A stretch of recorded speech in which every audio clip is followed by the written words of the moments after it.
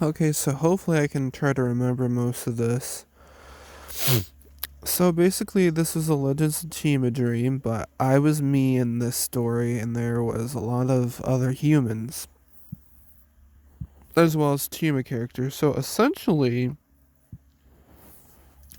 Sir Fangar had these people with freeze cannons that were trying to hunt me and like the protagonist Tsushima, which had these golden rings on our fingers, our claws or whatever, that um reflected the blast from the ice blaster so they couldn't freeze us, because each of us had like this fire sword, and every time, like, I don't know if it was like push the button or like what we'd do, we'd like open was like we'd squeeze our fists and it would like protrude a fiery blast or like put a force field around us from the ice blast.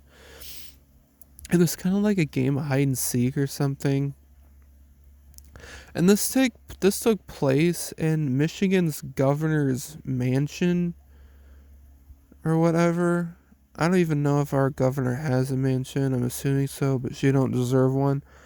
But I was with Laval this whole time. So him and I were looking around trying to not be found. I don't know what we were searching for. We were just probably trying to find like a safe spot to hide. But we started off in like this library slash gift shop, or like it was like a Target. I don't know why it was inside a mansion, but it was like a store. And basically we heard these ruffling noises, and we were getting kind of scared because we didn't know if it was like a bad guy or a good guy hiding. But it was neither. It's like a Target employee.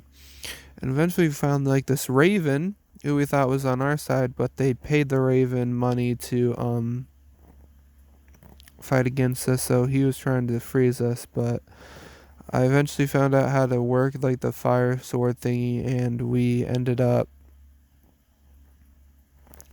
I don't know if how we defeated him. I don't know if we froze him instead, or somehow if you squeeze your fist before they blast you, like their cannon, I guess, is rendered useless. I think that's how it works.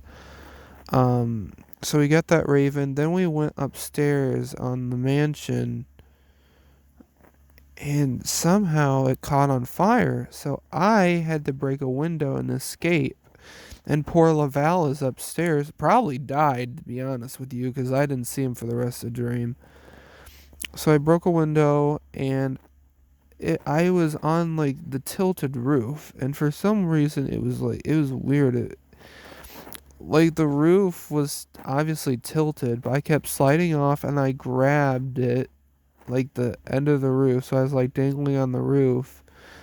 And I did this so I wouldn't hurt my legs when I landed on the next part of the roof, because it kept sliding and then sliding and sliding, and then eventually I was on the ground.